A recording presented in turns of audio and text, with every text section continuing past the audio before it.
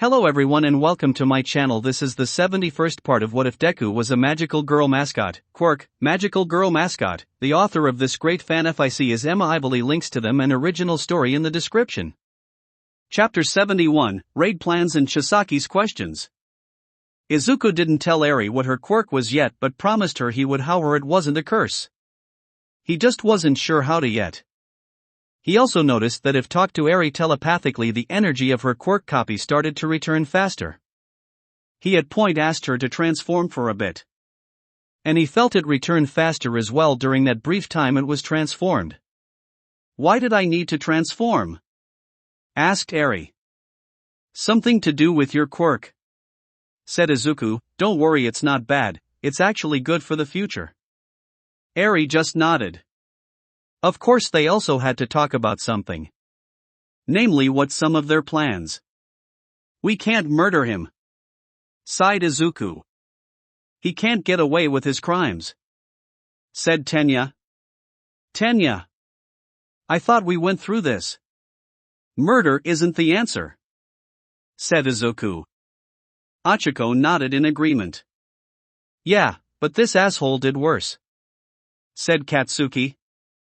Why can't you just go with my idea on what to do with him? Said Toru. You never said your idea, said Tsuyu. Well, it's quite simple, said Toru. One of us hits him in the balls so hard they burst. Not only will be in terrible pain, but he will never be able to have kids, which he should never have. Everyone stared at Toru in shock. Ears was right about the nice ones, mumbled Katsuki.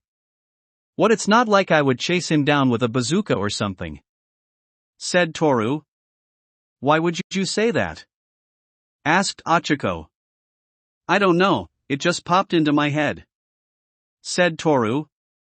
I think she might have a point, sighed Tsuyu. Killing him would ruin our chances of ever becoming heroes, sighed Tenya. I know we were on the same side as this, but you really have to stop trying to murder people, said Katsuki. Look, let's just agree that Toru's idea is a good compromise, sighed Izuku. He didn't want to do that, but he knew it would stratify the ones who wanted to kill him enough. It wasn't that good of an idea, but it seemed to placate Shoto and Tenya, which was enough. However, one night they all got the message. They all met outside along with Kirishima, who also had gotten the message. The date has been detective, said Izuku. All right, time for revenge, laughed Katsuki. Please don't kill him, said Kirishima.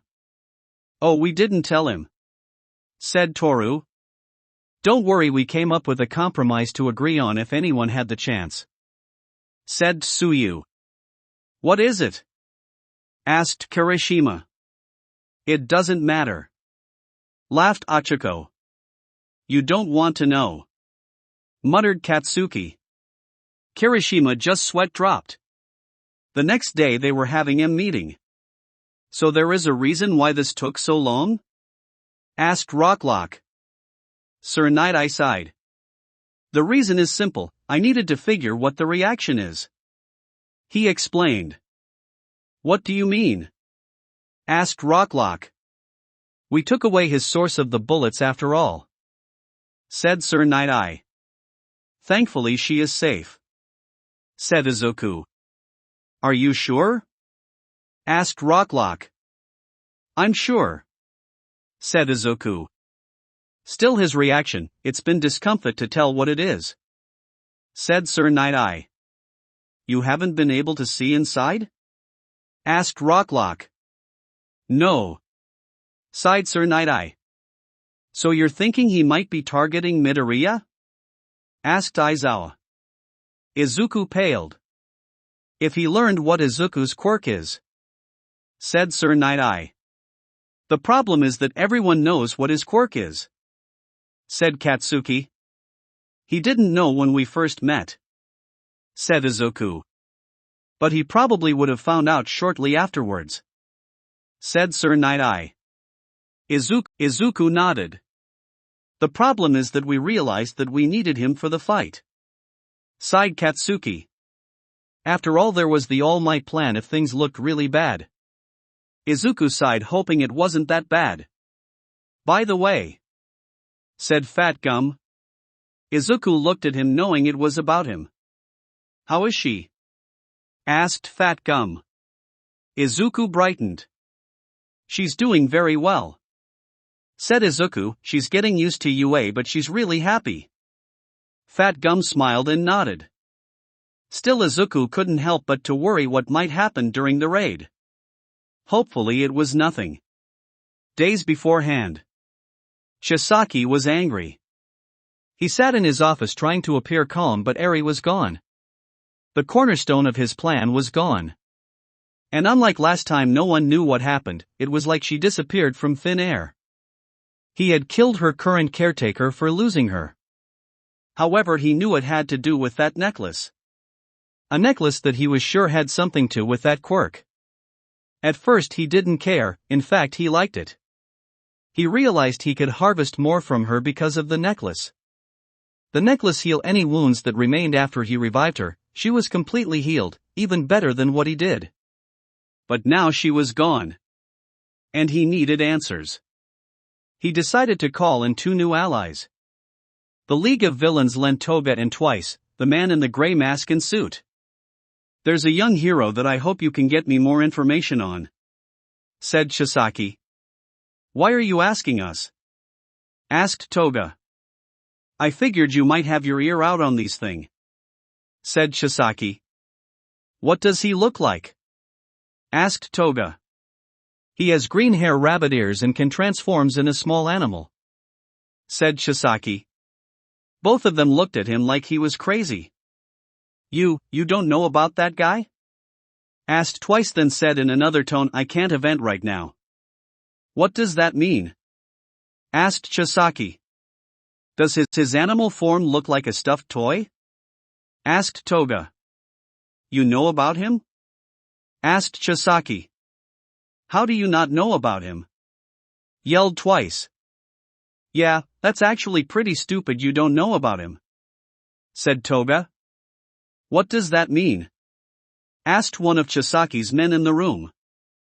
Izuku was an adorable magical girl mascot that we kidnapped, said Toga. Everything about him was all over the news, and I can't believe there's someone who doesn't know about him. His mom is awesome. And she's technically my enemy, said Twice. That was when Shisaki realized he might have not been focusing on the right things. Needless to say, he decided to do his studying. And what he found in his opinion was horrifying about Izuku's quirk. Well, horrifying to him. He hated quirks, he saw them as a disease. To find a quirk that parentally altered a quirk in such a way, not only that, but there were rumors that he bonded with someone quirkless, someone untouched by the disease, yet he was able to touch her with the quirk. He knew what he had to do, find that young hero and do one of 2 things. Either kill him or use the quirk erasing bullet on him. He isn't sure if he's able to get Eri back yet, but for now he had to get rid of that quirk, one way or another. Back in the present. The heroes getting fired up for the raid. All right. Who's ready to fry this bastard? Said Katsuki. Aizawa just sighed. She doesn't want to kill him anymore, so, said Toru. I don't even want to know why, said Aizawa. Wait, is that true? Asked Togata to Izuku. It's better if I don't tell you why, said Izuku. If it's something like his balls or something like that, I think I should know, said Togata. Izuku didn't answer and Togata realized it was something like that. Still, they were all hyped up. And both sides did know that each had a person that the other side truly wanted the blood of. Though one side didn't know it had a slight disadvantage as there were traitors in their midst. And it wasn't the hero's side. That will be it for this part. I hope everyone enjoyed. If you want to hear more from me, subscribe. I hope to see you all in the next one.